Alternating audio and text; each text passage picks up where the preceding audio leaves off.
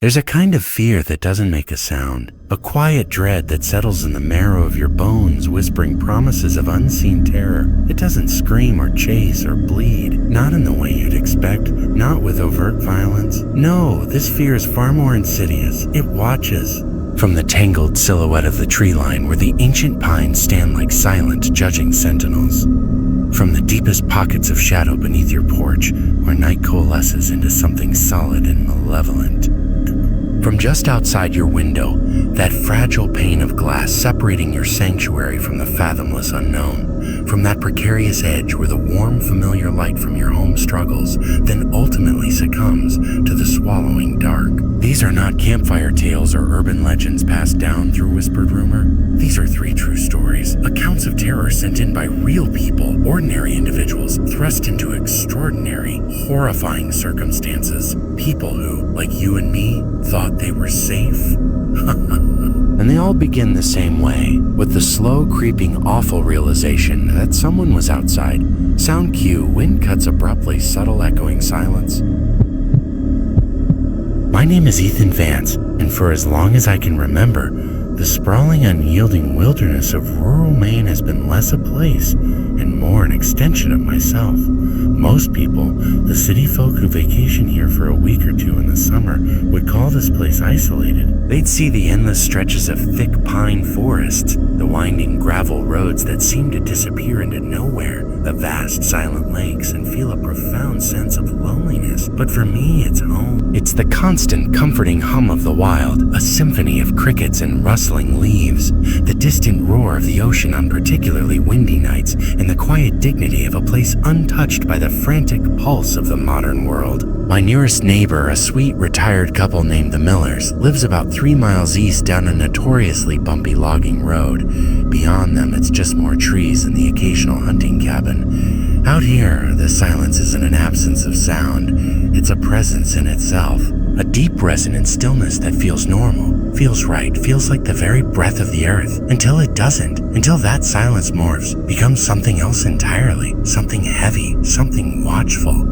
This happened in late October of 2019. The air already carried the sharp metallic tang of coming winter, and the trees had shed most of their brilliant autumn cloaks, leaving behind stark skeletal branches. And I just pulled a double shift at the mill down in Holden. The kind of day where the deafening roar of the saw blades, the metallic tang of fresh-cut timber, and the constant vibration of the machinery seep into your very bone. The kind of day where your body's too tired to think straight, your mind a hazy, exhausted loop of numbers and deadlines.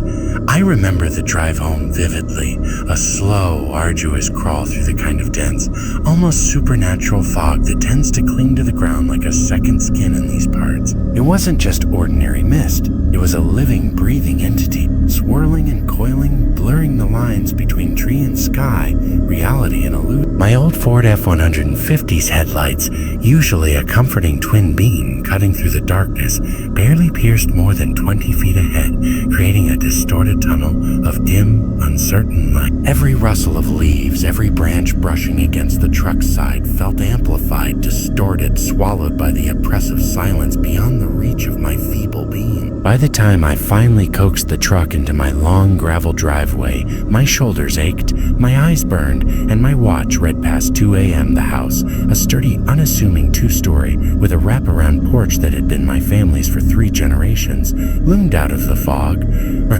silhouette indistinct. All I wanted was a hot shower and the blessed oblivion of sleep, and that's when I noticed it, or rather noticed the lack of it.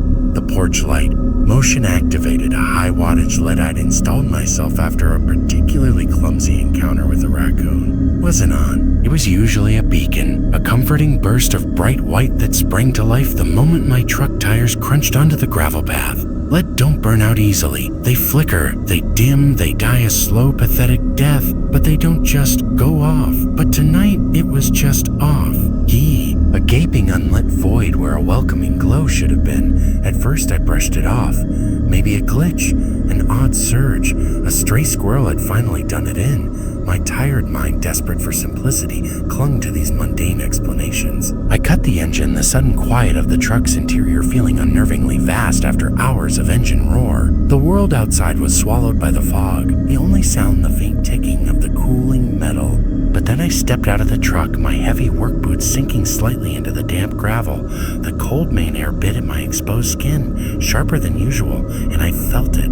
That pressure. That undeniable, unsettling awareness in your chest and the pit of your stomach, like the entire world has suddenly stopped spinning and is now watching you. Not with eyes, but with an intention so palpable it felt like a physical touch. The silence, which moments ago had felt normal, had shifted.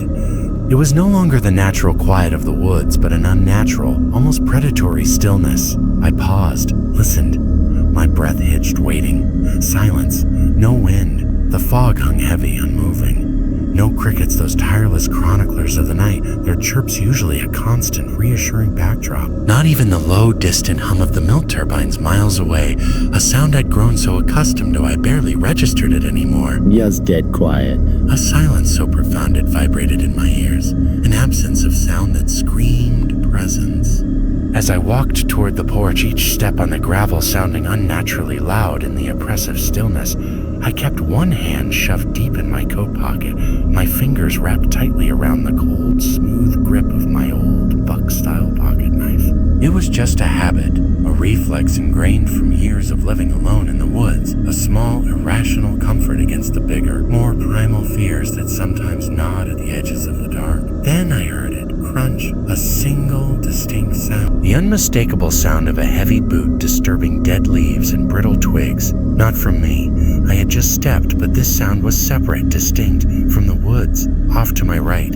I stopped dead. My heart, already thrumming with the exhaustion of the day, began to hammer against my ribs, a frantic, drumming drum. I turned my head slowly, my neck stiff, my eyes straining into the featureless gray-white shroud of the fog. It was thicker than soup, a viscous, impenetrable curtain. But I swear, in that brief, horrifying moment, I saw movement, a disruption in the uniform texture of the mist, something tall, upright, too tall for a deer, too still for a bear. Crunch, crunch, crunch, closer this time, deliberate, each sound a chilling punctuation mark in the suffocating silence. Then he emerged, about 20 feet from the ragged edge of the tree line, a figure, a man, not walking, not moving, just standing, frozen, perfectly still. He wasn't holding a flashlight. There was no beam cutting through the fog, no telltale. The fog seemed to absorb any ambient light around him, making him appear as a deeper shadow within the general gloom. I could only make out his outline, broad shoulders made broader by what looked like a heavy, dark coat. His head was turned towards me, though I couldn't discern any features, no face, no details, just an impression of a presence. But I swear, even through the swirling, obscuring tendrils of fog, I saw something glint in his hand, a faint, almost imperceptible flash, like polished metal catching a stray, unseen ray of light. And worst of all, I think he was smiling. He was smiling. A slow, stretched, unnaturally wide smile that didn't match the terrifying stillness of the rest of him. A rictus grin that seemed to twist his indistinct face, making him seem both utterly motionless and terrifyingly alive, an entity of pure, malignant observation. The thought sent a spike of pure, unadulterated ice through my veins. My feet, which moments before had been rooted to the spot, suddenly found their purpose. I started backing up, slowly at first. Then faster, my eyes locked onto the motionless figure. My keys, clutched in my free hand, rattled like a frantic tiny bell as I fumbled them, trying to locate the right one for the front door. My heart hammered in my throat, a frantic bird desperate to escape. I made it inside. I don't remember how many steps it took, or even opening the door. Only the gut-wrenching relief of the solid wood slamming shut behind me with a resounding thud that echoed in the sudden silence of the entryway. My hands, trembling violently, went straight for the deadbolt, twisting it home with a satisfying click, then another, then the chain lock. My chest heaved, my breath coming in ragged gasps that sounded impossibly loud in the echoing quiet of the house. Every instinct screamed at me to run, to hide, to simply disappear.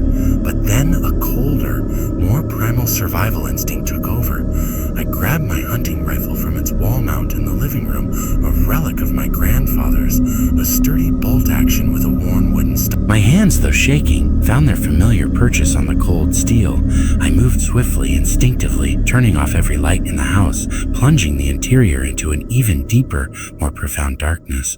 The house became a blind, silent bunker. Then, rifle clutched tight, I crawled on my hands and knees to the living room window, easing a corner of the heavy blackout curtain just enough to peer out. He was gone. Only the fog remained, a restless churning sea of gray, curling like smoke across the gravel drive and swallowing the tree line hole. It was as if he had been a phantom, conjured by my exhaustion and fear, and had simply dissolved back into the mist from which he came. I stayed awake the rest of the night. Every shadow seemed to writhe, every creak of the old house settling sounded like footsteps. The rifle lay across my lap, its cold weight a small, inadequate comfort. I watched the window, my eyes burning, until the first faint streaks of dawn began to paint the sky a weak, watery gray. At dawn, exhausted but feeling a desperate need to confirm the nightmare, I stepped outside. The fog had thinned, clinging only to the lowest dips in the land. The world, though still damp and chilly, was returning to its familiar natural sounds. Birds chirped tentatively. The distant hum of the mill was barely audible. My porch light was back on. It glowed with an almost mocking brightness, as if it had never been on. But lying directly under it was a crow, dead. Its black feathers were ruffled, matted with dew, and its eyes were glazed over. But what truly twisted my gut was its pose. Its wings were outstretched, almost perfectly symmetrical, forming a macabre, unnatural crucifix. Like someone had meticulously posed it, carefully spreading each feather. Not a natural death, not a random roadkill. It was a deliberate message, a grotesque offering. That wasn't even the worst part. For 2 weeks after that night, every single night at exactly 3 a.m., the porch light would flicker, a brief stuttering dance of light and shadow, then go out.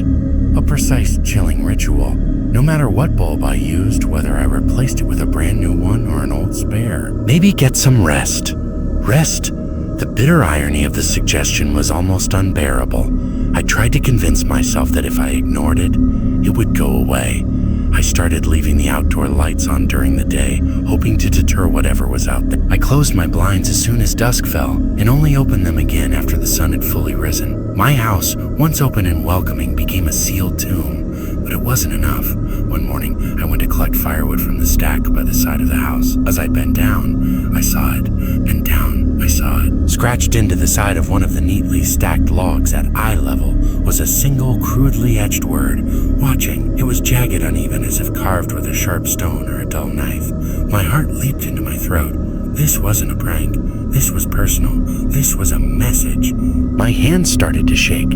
I threw the log onto the burn pile, refusing to bring that chilling word into my own. But the image was burned into my mind. I invested in more security measures. I bought a set of wireless security cameras and painstakingly installed them around the perimeter of my house, camouflaging them among the pines. One pointed at the driveway, one at the porch, another at the tree line where I'd first seen him, and one covering the firewood stack. They recorded to a hard drive inside, accessible through an app on my phone. For days, the cameras showed nothing, only the monotonous sway of branches in the wind, the occasional deer nibbling at the sparse grass, the predictable fall of leaves. But every morning, when I reviewed the footage from the 2 p.m. hour, there it was, the porch light dying precisely at 2:03. The camera would record the sudden plunge into darkness, then the silent, unmoving expanse of the porch, illuminated only by the faint, diffused moonlight. There was never a figure, never a shadow. It was as if the light simply obeyed an unseen command. The lack of visual confirmation was almost worse than seeing him. It made me question my sanity. Was I imagining it? Was the exhaustion finally breaking me? Then came the sounds. It started subtly again, a few nights after the carved log. Soft taps, not violent knocks, but gentle, persistent taps like long fingernails lightly brushing against the window pane. Always downstairs, always in the dead of night after the porch light had gone out. I'd wake up in a cold sweat, straining my ears, gripping the rifle, waiting. Sometimes it would only be a few taps.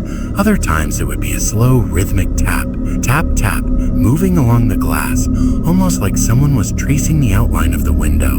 I reviewed the camera footage each morning. The camera pointed at the living room window showed only darkness and the faint reflections of the trees. No movement, no figures, just the empty night. The audio feed, however, was clearer, faint but undeniable. The distinct sound of gentle, repetitive tapping against glass. He was still out there, and he was getting bolder. My life devolved into a cycle of fear and exhaustion. I'd dread coming home from the mill. I'd pull into the driveway, my eyes darting frantically to the tree line, to the porch. I'd rush inside, locking the door behind me with desperate urgency, as if the darkness itself was a tangible threat. I bought a ferocious-looking German Shepherd puppy, named him Bear, hoping his presence would deter whatever was outside. Bear was a good dog, intelligent and quick to learn. But even he seemed to sense it. At night, he'd lie by the front door, his ears perked, a low, guttural growl rumbling in his chest. His hackles would rise, and he'd stare intently at the dark windows, a soft whine escaping. He'd never bark, never lunge, just this deep, unsettling growl, as if he understood the nature of the threat. Silent, unseen, and utterly terrifying, his eyes would be wide, filled with an animal fear that mirrored my own. One particularly cold November night, the tapping escalated. It wasn't just on the window anymore. It was on the walls, a light, insistent scratching sound moving from the living room wall to the dining room, then to the kitchen. It sounded like something sharp, something hard, dragging across the wooden side. Bear was whimpering beside me, his fur bristling, his eyes fixed on the sounds, his body trembling. I grabbed the rifle. My hands were slick with sweat. I stood in the middle of the dark living room, listening to the impossible sounds. The cameras showed nothing. The scratching moved from the side of the house to the back, then to the other side. It sounded like whatever was outside was circling the house, slowly, deliberately, its sharp claws or whatever it possessed scraping against the exterior. Then it stopped at the back of the house by the old pantry window, a small, grimy pane of glass that rarely saw light, and through the silence I heard it again. Crunch, crunch, crunch, crunch, footsteps, clearer than they had been in the fog. Heavy, measured. They didn't retreat, they just stopped. I waited. My breath caught in my throat. I stood there for what felt like an hour, muscles screaming, until the first faint light of dawn began to seep through the blackout curtains. The scratching had ceased. The footsteps were gone. When the sun finally rose, I ventured outside, Bear at my heels, his low growl a constant companion. I circled the house, my eyes scanning the siding. There, on the wooden planks at different points around the perimeter, were faint, shallow gouges. Not deep enough to be alarming, but distinct, as if something had indeed been dragged along them. And by the pantry window, where the footsteps had stopped, there was a single, unmistakable mark. Pressed into the soft earth beneath the window, partially obscured by dead leaves, was a footprint. It was large. Larger than any human foot I'd ever seen, but it wasn't the size that unnerved me. It was the shape. It was too long, too narrow, with an odd elongated heel. And the toes, there weren't 5 distinct toes like a human. It looked more like 3 large clawed digits deeply impressed into the soil. My blood ran cold. This wasn't a man, not a human. This was something else, something ancient, something predatory, something from the deep, dark woods that no map acknowledged. I tried to cover the footprint to erase it, but the image was already burned into my mind. I spent that day reinforcing every window, every door. I nailed thick planks of wood over the pantry window. I checked the camera angles, making sure they covered every possible approach, but a chilling thought kept echoing in my mind. If this thing could make a footprint like that, if it could tap on glass and scratch walls unseen, if it could turn off a motion-activated light at a precise time without triggering a camera, then no amount of locks or wood or technology would truly stop. Keep me safe. The nightly ritual continued. The light still died at 2-3 a.m. The camera still recorded nothing but darkness. But now, the tapping and scratching were sporadic, unpredictable. Sometimes they were faint. Sometimes they were faint. Sometimes they were loud enough to rattle the windows.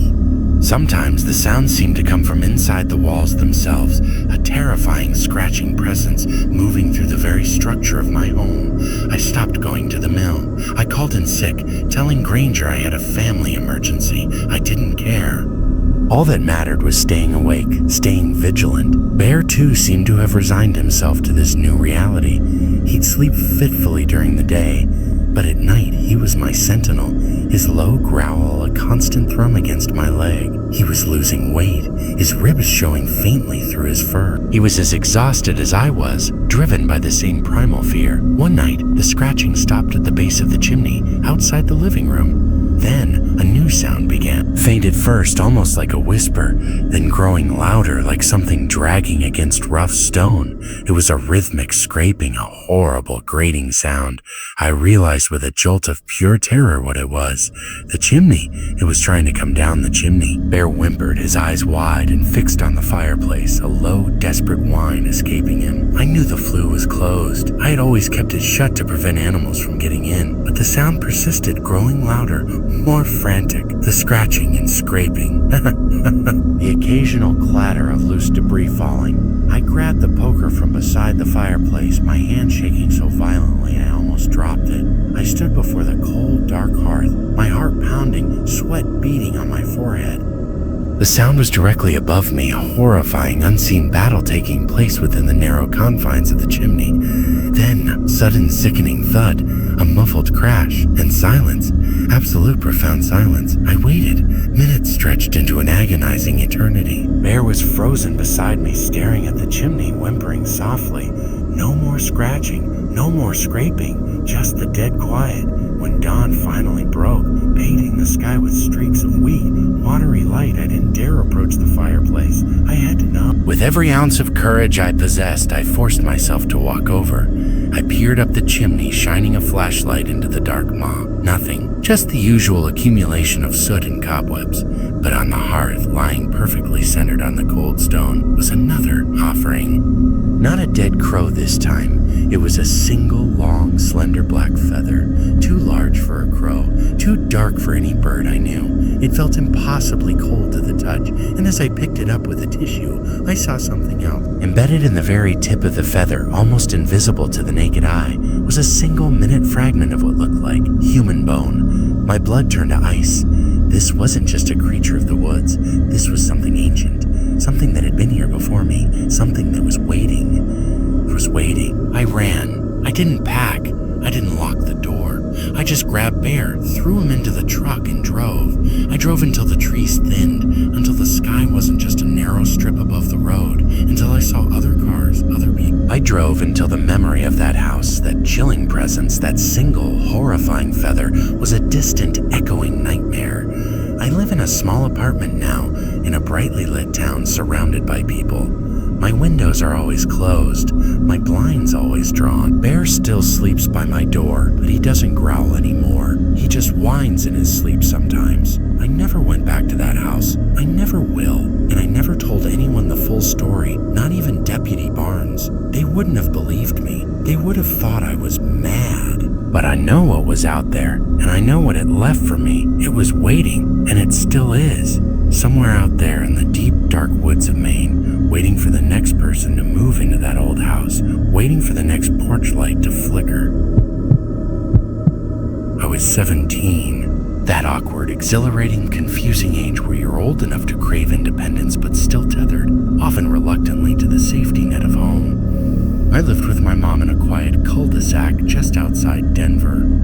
It was the kind of neighborhood that screamed suburban, idle, manicured lawns, identical beige, sided houses, basketball hoops in every other driveway, and the constant, comforting drone of distant traffic that was just loud enough to remind you of civilization, but soft enough to be ignored. Ours was a basic two-story, a sturdy, unremarkable house that, until that night, had always felt like a fortress of mundane, predictable warmth. It was the epitome of safe. Until that night, it was early March. The last stubborn vestiges of winter still clung to the landscape, evidenced by dirty patches of snow lingering in the shadowed corners of yards and melting into murky puddles on the sidewalks. The air held a crisp bite, a promise of spring that hadn't quite delivered. My mom, a single parent who worked tirelessly to keep our small world turning, was pulling double shifts at the hospital. That meant I had the house to myself most evenings. These were usually evenings of blissful, unsupervised freedom. Endless hours of video games, bad reality TV, and the kind of junk food forbidden when she was around. That night, I was entrenched in my usual routine. Curled up on the living room sofa, Buried under my favorite worn blanket, the TV on low, a mindless sitcom playing out on the screen. The only light came from the glow of the television and a dim table lamp in the corner. It was around 11:30 p.m. The house was quiet, save for the gentle hum of the refrigerator and the hushed laughter from the TV. That's when I heard it. Knock, knock, knock. 3 distinct, deliberate raps. My breath hitched. Not on the front door, not the heavy, familiar thud of someone using the knocker. No, it was on the front window, that big one facing the yard, the one that looked out onto the cul-de-sac. I sat up straight, the blanket pooling around my waist. My hand instinctively reached for the remote, pausing the TV mid-laugh track. The silence that followed was instant, jarring. Every nerve ending in my body went taut. I peered through the sheer curtain, my face pressed close to the fabric, trying to make out any shape in the murky darkness outside. Nothing. The yard was empty. The streetlights cast long, distorted shadows of the bare tree branches, but no human form. Maybe it was snow falling from the eaves, a branch blown by an unexpected gust of wind. I tried to rationalize it, to dismiss the cold knot that was forming in my stomach. I sat back down, picking up my phone, trying to scroll through social media, trying to shake the unsettling feeling. 10 minutes later, knock, knock, knock, knock. This time the sounds were slower, heavier, more random. They were measured. Each knock seemed to echo not just against the glass, but inside my very skull. I didn't look this time. My throat went dry, a sudden, desperate thirst blooming in my mouth. My fingers tightened around my phone, and my mind raced, frantically searching for an explanation. My mom was still at work. No one else had a key. Who would be knocking on my window rather than the door at this hour? Then my phone buzzed, a sudden vibration that made me jump, nearly dropping the device. A text from my best friend, Maine. She lived directly across the street, her house a mirror image of ours, separated only by our respective lawns and the asphalt of the cul-de-sac. Her message simply read, "He's someone at your place?" My heart leaped into my throat. It wasn't snow. It wasn't a branch. Megan had seen something. I replied fast, my thumbs flying over the keyboard, a desperate need for confirmation, for reality gripping me. No. Why? Her response came almost instantly, chilling me to the bone. "I thought I saw someone by your window. Just now. Hooded figure." My stomach dropped, a sudden, sickening freefall. The air in the room seemed to grow heavy, thick with unseen presence. Every rational thought evaporated, replaced by a cold, pure dread. I stood up slowly, my legs feeling like lead. I didn't dare look through the living room window again. Instead, I crept into the kitchen, moving as silently as possible, and peeked through the narrow slats of the blinds. The angle was different here, a wider view of the front yard. There, in the faint, diffused glow of the nearest street light, a figure. A man. His face was obscured by the deep shadow of a hoodie, his hands shoved into pockets. He was standing completely still, almost unnaturally so, facing the house, facing me. He wasn't waving. He wasn't trying to get my attention in a normal way. He was just there, a silent, unmoving statue of menace. A cold wave of panic washed over me. Every light in the house felt like a spotlight illuminating me, making me a target. I sprinted, heart pounding like a drum against my ribs, turning off every lamp, every overhead light, every headlight. The house plunged into near total darkness, only the faint glow of my phone screen providing any illumination. I scrambled up the stairs, taking them 2 at a time, stumbling once on the top step. I burst into my bedroom, slammed the door shut, and fumbled for the small metal lock, sliding the bolt home with a desperate click. Then, with shaking hands, I called 911. I whispered everything to the dispatcher, my voice a thin, reedy sound, barely audible even to myself. The knocks, Megan's text, the figure, the silent, terrifying presence. She stayed remarkably calm. Her voice, a steady anchor in my rising panic, kept me on the line, asking questions, reassuring me that units were being dispatched. I crept over to my bedroom window, pressed against the wall beside it, and eased the blinds apart, just a sliver. My heart was still hammering, but a morbid curiosity, a desperate need to know, compelled me to look. The street was still, no sirens yet, no sign of the hooded figure. And that's when I heard it. Footsteps on the roof, directly above me. Not fast, not rushing like someone fleeing, just deliberate. Each soft thump, each subtle scrape distinct and terrifyingly close, like someone pacing or exploring. Or looking for a way in. My voice, already a strained whisper, cracked as I told the dispatcher what I was hearing. The line went silent for a moment, a pause that felt like an eternity. Then she asked me, her voice now a shade tighter, more urgent, "Do you have a ladder outside, ma'am?" No, I choked out, a new wave of horror washing over me. We didn't own one. Our house was only 2 stories. My dad had a small step ladder he used for cleaning gutters before he left, but it was long gone. And we're sending multiple units. Stay in your room. Do not open the door for anyone unless it's officers in uniform and they identify themselves. Her voice was firm, leaving no room for doubt. The gravity of her tone was 1,000 times more frightening than the knocking had been. Sirens came fast, a cacophony of wailing alerts that shattered the suburban quiet, growing louder and louder until they screamed to a halt outside my house. I watched from my bedroom window, hidden by the blinds, as multiple police cruisers converged, their flashing blue and red lights painting the cul-de-sac in a dizzying, frantic kaleidoscope. Flashlights swept the yard, their powerful beams cutting through the lingering darkness, searching every corner, every shadow.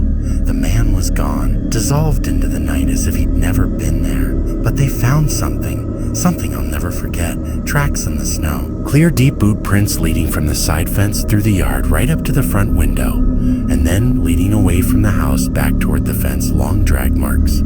A ladder, but we didn't own one. The officers confirmed it after a quick search of the garage and shed. And none of the neighbors, woken by the sirens and peering from their own windows, reported one missing. It was as if the ladder had simply appeared, served its purpose, and then vanished. The police never found the man. They patrolled the area for days, asked questions, took my statement, but there were no leads, no suspects, just the baffling mystery of the phantom ladder and the silent hooded figure. And for months afterward, I couldn't sleep without my curtains shut. Not just drawn, but completely sealed, every sliver of light blocked out. I'd tape blankets over the windows if I had to. Every gust of wind, every unexpected sound sent a jolt of icy fear through me. Because every time I glanced at that front window, the one where the knocking had started, I imagined him still there, still watching, still waiting to knock. After college, I moved to Nashville, chasing the dream of a career in music production. The city was vibrant, electric, but my budget for housing was anything but. I ended up renting a small house on the very edge of town, a little postage stamp of a place that backed directly into dense, untamed woods. It was quiet, cheap, and seemed harmless enough. An old house with old bones, the kind that creaked and groaned with every shift in the wind, telling tales of decades past. But at night, especially when the moon was hidden and the stars were swallowed by cloud cover, it felt like the whole forest leaned up against the walls, breathing down my neck. The trees stood so close, their branches scraping against the siding, and even a gentle breeze, creating a symphony of subtle, unnerving sounds. It started subtle. So subtle, in fact, that for the first few nights, I dismissed it entirely. I was in bed, drifting off into that liminal space between wakefulness and sleep when I heard something. Faint, wet, breathing. It was so quiet, so low, that I thought maybe it was just an animal. A fox, perhaps, or a stray dog wandering too close to the house. But it was rhythmic, deliberate, and human. A distinct pattern of inhale and exhale that was unmistakably not animalistic. I sat up, my eyes wide in the darkness, straining to hear over the sudden pounding of my own heart. I turned on my bedside lamp, flooding the small room with a warm amber glow. The noise stopped instantly, cut off as if by a switch. I checked the window, pulling back the thin curtain. Nothing there. The small porch light, a buzzing yellow orb that cast a weak circle of light, illuminated the empty yard, showing only the dark, silent expanse of trees beyond. I convinced myself it was a dream, a trick of the mind, the sounds of the old house settling, magnified by a tired brain. I laid back down, but sleep didn't come easily. My ears were now painfully attuned to every subtle sound. But the next night, same time, 3:11 a.m., the breathing came back.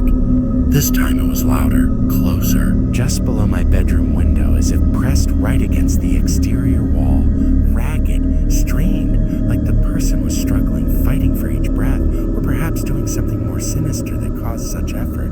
It was a guttural, almost desperate sound, utterly horrifying in its intimacy. My body froze, every muscle locked. I didn't dare move, didn't dare make a sound. I just lay there, paralyzed by fear, listening to that awful rasping inhale and shaky exhale. It felt like an eternity, but it must have only been a few minutes before the sound, as abruptly as it began, ceased. The following morning, still shaken, I debated calling the police. What would I even tell them? There's a strange breathing sound outside my window? They'd think I was crazy. Instead, I did the only thing I could think of. The next night, I set my phone on my windowsill, started a voice recording, and tried to sleep, and it worked. The breathing returned right on cue. I lay there, eyes wide open, listening to it, knowing that this time I had proof. I played it back the next morning, clear as day. A chilling, undeniable recording of raspy inhale, shaky exhale. It wasn't in my head. It wasn't a dream. It was real, and it was terrifying. I reported it to the landlord, Mr. Henderson, a gruff, elderly man who owned a handful of properties in the area. He listened, his face impassive, then scratched his chin. Odd, he'd said. The last tenant, a young fella, left mighty suddenly, broke his lease just up and moved in the middle of the night. Wouldn't say why, he wouldn't elaborate, just shrugged and promised to keep an eye out. His evasiveness, the abruptness of the previous tenant's departure, sent a cold shiver down my spine. It felt like he knew more than he was letting on. By the fifth night, I'd stopped sleeping. The exhaustion was a heavy cloak, but the fear was heavier. I was wired, constantly listening, my nerves frayed.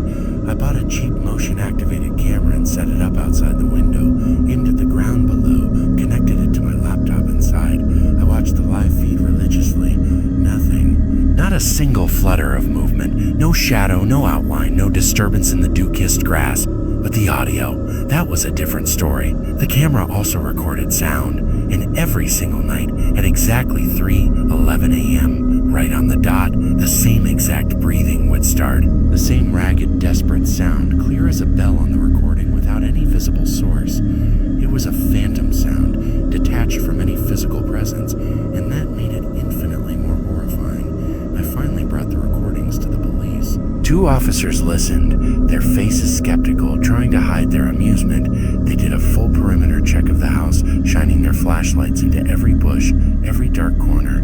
They found nothing. No footprints in the soft earth at the edge of the woods. No signs of forced entry. No discarded objects. They suggested it could be someone messing with me, a prank, or even a very elaborate animal sound. They told me to call if anything physical happened. Their dismissiveness only intensified my feeling of isolation. That night, I didn't even try to sleep.